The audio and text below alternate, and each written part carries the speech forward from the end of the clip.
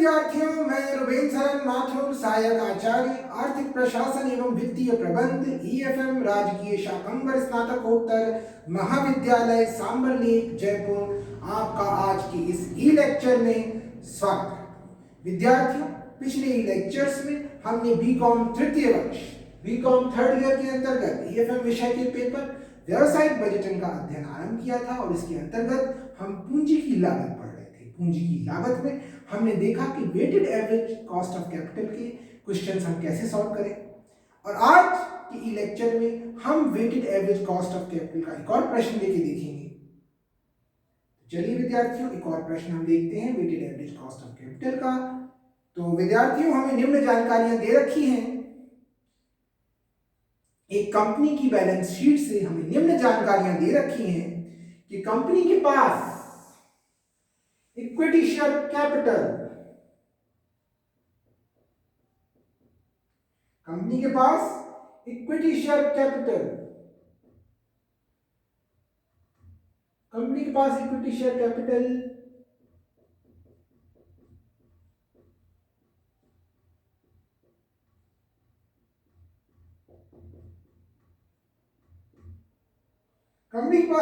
Capital 40,000 share है, 40,000 share है, और एक शेयर 10 रुपए का है, 10 रुपए ईच, और उनका जो अमाउंट है, उनकी जो वैल्यू है वो है, उनकी जो वैल्यू है वो है 4 लाख रुपए, 4 लाख।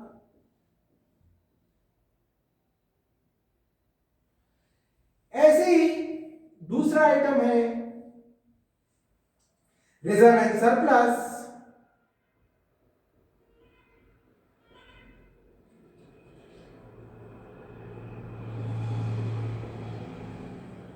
और उसकी वैल्यू है 3 लाख रुपए।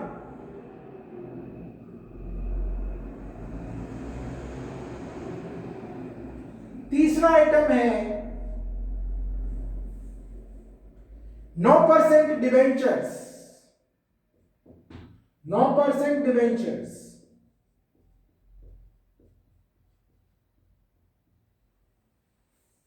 और उसका जो वैल्यू है वो भी 3 लाख है।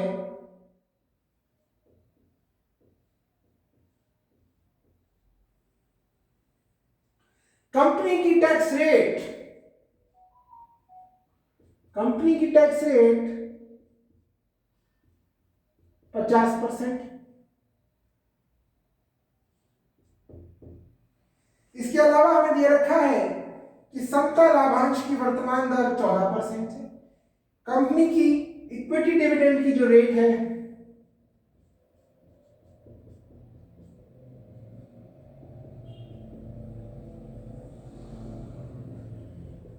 वो है 14%। Equity dividend rate, equity dividend rate है 14%। इन सब जानकारियों से विद्यार्थियों पहले जानकारी देख लीजिए। इक्विटी शेयर कैपिटल कंपनी के पास है, 40,000 शेयर है और एक शेयर 10 रुपए का है। कुल मिला के इनका जो मूल्य है वो 4 लाख रुपए है। इसके बाद रिजर्व एंड सरप्लस है जिसका मूल्य 3 लाख रुपए है, 9% डिवेंचर्स है जिनका मूल्य 3 लाख रुपए है, और टैक्स रेट कंपनी की 50% है, और इक्विटी डिविडेंड रेट 14%। अब हमें विद्यार्थियों में weighted average cost of capital निकालनी है। चलिए निकालते हैं।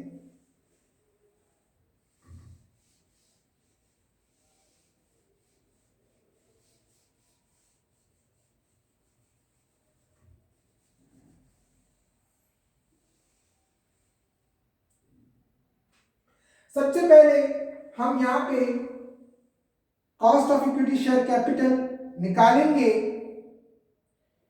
तो विद्यार्थी, यहां पे आपको cost of equity share capital का फॉर्मूला याद होना चाहिए। वो फॉर्मूला है डीपीएस डिवाइडेड बाय एन। चलिए cost of equity share capital निकालते हैं। Cost of equity share capital.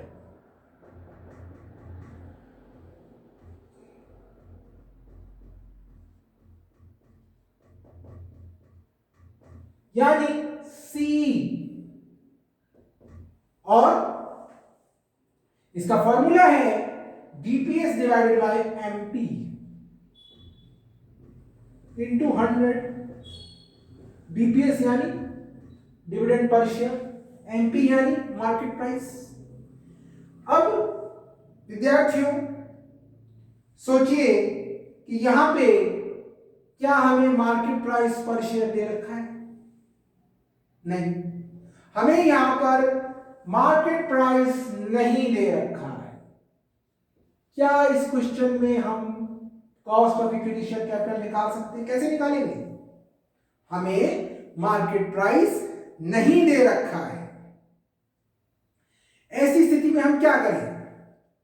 यहां पर क्योंकि हमें अंश का जो बाजार मूल्य है वो नहीं दिया है, इसलिए हम प्रति अंश पुस्तक मूल्य को ही बाजार मूल्य मानेंगे। अब प्रति अंश पुस्तक मूल्य को ही हम बाजार मूल्य मानेंगे, तो प्रति अंश पुस्तक मूल्य हम कैसे निकालें?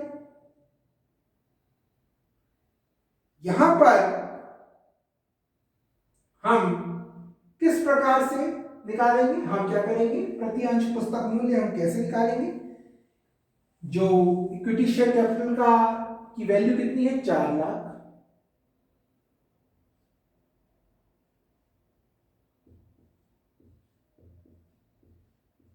चार लाख है। और रिजर्व एंड सरप्लस की वैल्यू कितनी है? रिजर्व एंड सरप्लस की वैल्यू कितनी है? 3 लाख। तो 4 लाख में 3 लाख, जो 4 लाख में 3 लाख और जोड़ देंगे, इनका टोटल किया,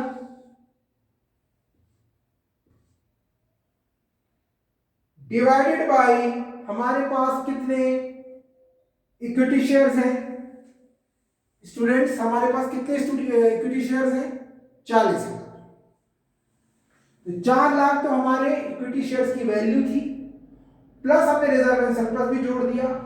दोनों को जोड़ के हमने भाग किससे कर दिया? Number of equity shares. वो कितने हैं? 40,000। तो हमारा प्रति अंश पुस्तक मूल्य, जिसको हम अब बाजार मूल्य ही मान रहे हैं, वो आ गया 17.5। ये हमारा प्रति अंश पुस्तक मूल्य है, जिसको हम अब बाजार मूल्य भी मान रहे हैं। यानी इस तरह से हमने यहां पे एमपी निकाला। तो ये बात बहुत ध्यान देने वाली है कि इस क्वेश्चन में, इस प्रश्न में हमें मार्केट प्राइस नहीं दे रखा था पर शेयर, लेकिन हमने किस प्रकार से प्रति अंश पुस्तक मूल्य को ही बाजार मूल्य मानते हुए हमने इस प्रश्न को हल किया।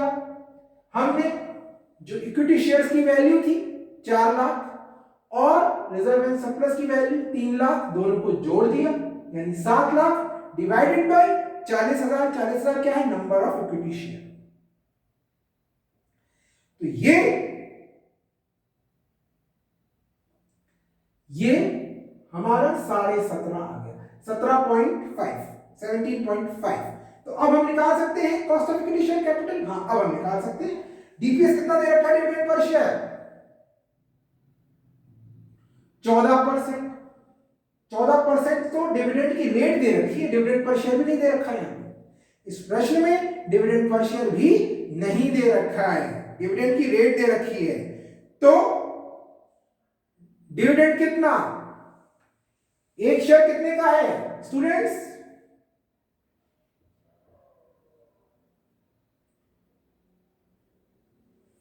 एक शेयर कितने का है इक्विटी शेयर?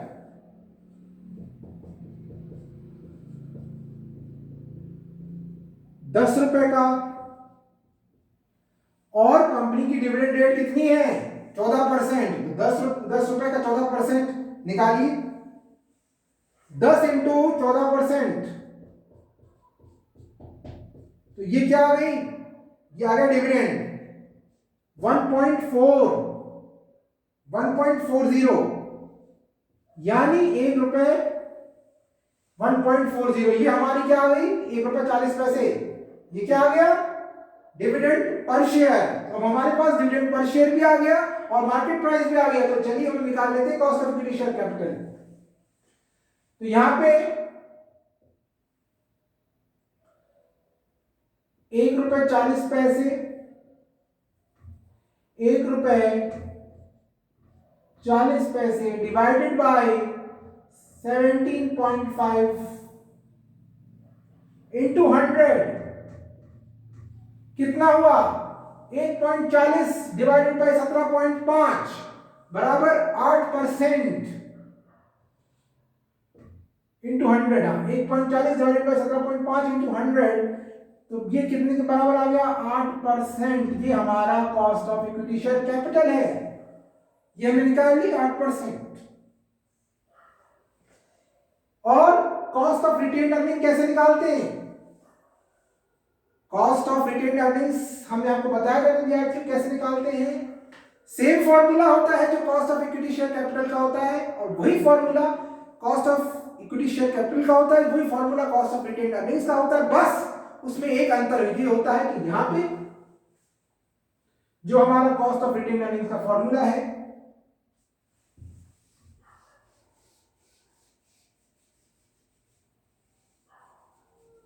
उसमें डीपीएस यहां पे 1 minus T I into 1 minus B divided by MP, और यहां पे 1 माइनस टीसी आता है, ये आपको याद होगा। इस प्रकार से हम कॉस्ट ऑफ रिटेन्ड अर्निंग्स निकालते हैं। डीपीएस या मल्टीप्लिकेशन में 1 माइनस टी आई यानी personal income tax rate, 1 minus B यानी ब्रोकरेज, 1 माइनस टीसी। तो इस प्रकार से निकालते हैं, लेकिन यहां पे इस प्रकार की कोई जानकारी नहीं दे रखी है। तो जितनी cost of equity share capital है उतनी ही कॉस्ट ऑफ रिटेन्ड अर्निंग्स भी हो जाएगी। डीपीएस डिवाइडेड बाय एमपी, तो 8% ही कॉस्ट ऑफ रिटेन्ड अर्निंग्स भी हो जाएगी। कॉस्ट ऑफ रिटेन्ड अर्निंग्स कितनी आ गई यहां पे, cost of retained earnings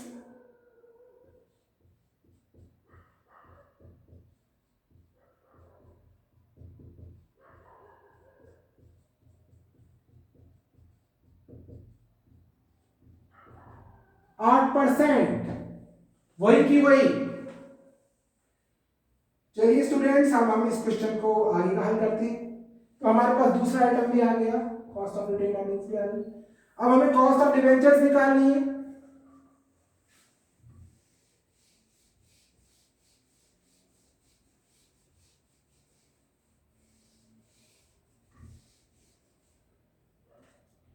cost of debentures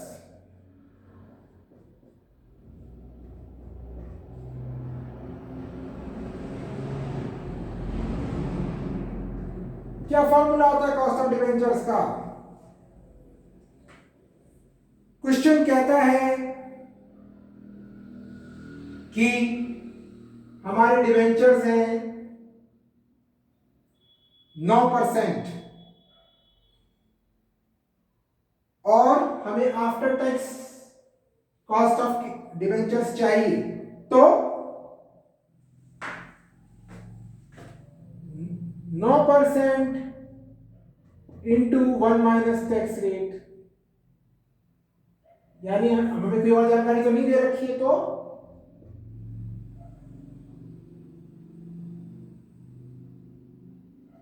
हमें कॉस्ट ऑफ डिबेंचर्स जो दे रखी है वो तो 9% है, लेकिन वो तो बिफोर टैक्स है, बिफोर टैक्स है ना। अब हम उसको आफ्टर टैक्स कैसे करेंगे, सीडी गुणा 1 माइनस टैक्स रेट। तो हमारी सीडी क्या है, यहाँ पे 9% लेके 9% को 1 माइनस टैक्स रेट यानी 50% यानी 0.5 से मल्टीप्लाई किया तो 4.5% हमारी कॉस्ट ऑफ डिबेंचर्स आ गई। कॉस्ट ऑफ डिबेंचर्स क्या है, 4.5%। तो चलिए स्टूडेंट्स, अब हम इस क्वेश्चन को सॉल्व करते हैं। हमने सारे आइटम्स निकाल लिए हैं।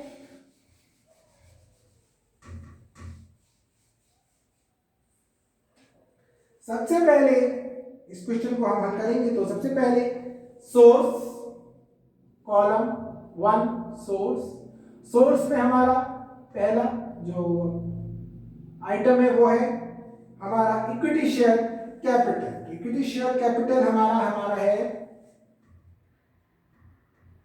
Equity share capital.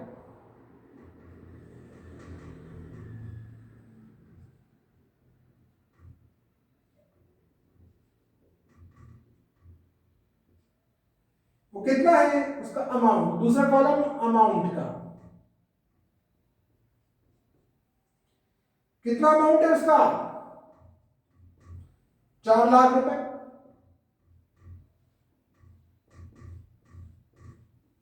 फिर वेट कितना देंगे उसको 4 लाख प्लस 3 लाख प्लस 3 लाख कितना हुआ 10 लाख। टोटल हमारा कितना अमाउंट आ रहा है 10 लाख। तीसरा कॉलम हम बनाएंगे वेट का। वेट हम इसको कितना देंगे 4 लाख 10 लाख का कितना 0.4, तो वेट इसका आ जाएगा 0.4। आफ्टर टैक्स कॉस्ट का कॉलम, चौथा कॉलम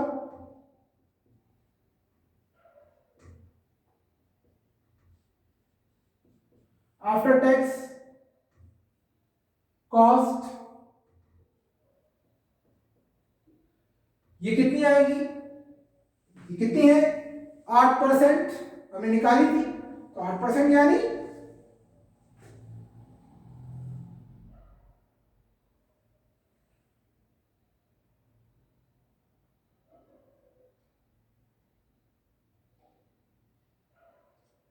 8%।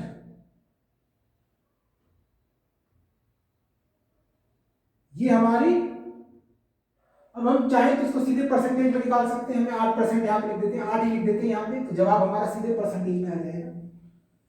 तो 8। ऐसे ही रिजर्व एंड सरप्लस की बात करते हैं। दूसरा आइटम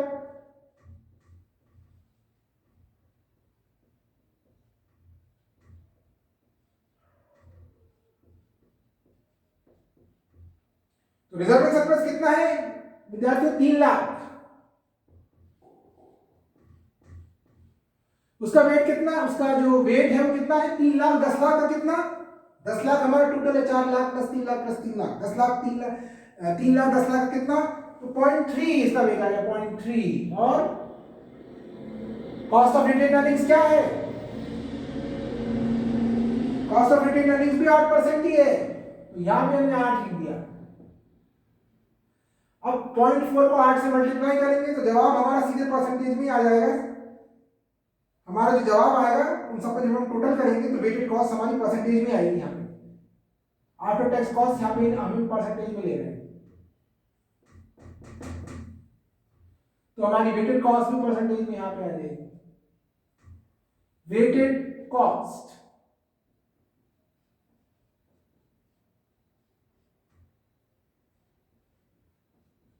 तो 0.4 को 8% से मल्टीप्लाई करेंगे तो क्या आएगी, तो क्या आएगा 3.20।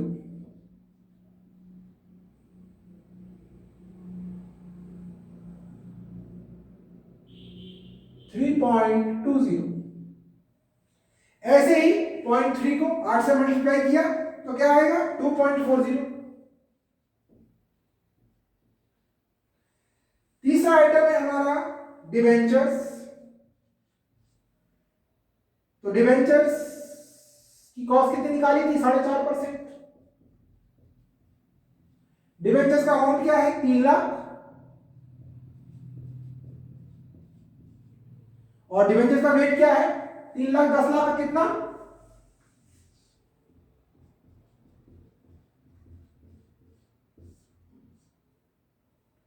0.3, और इसकी कॉस्ट कितनी है 4.5%, तो 4.5 0.3 को 4.5 से मल्टीप्लाई किया तो क्या आया 1.35। 1.35। अब इन सब का टोटल किया 3.20 प्लस 2.40 प्लस 1.35 तो क्या आया 6.95। ये हमारी weighted average cost of capital. तो हमारी weighted average cost of capital क्या है? 6.95%। ये हमारी weighted average cost of capital है।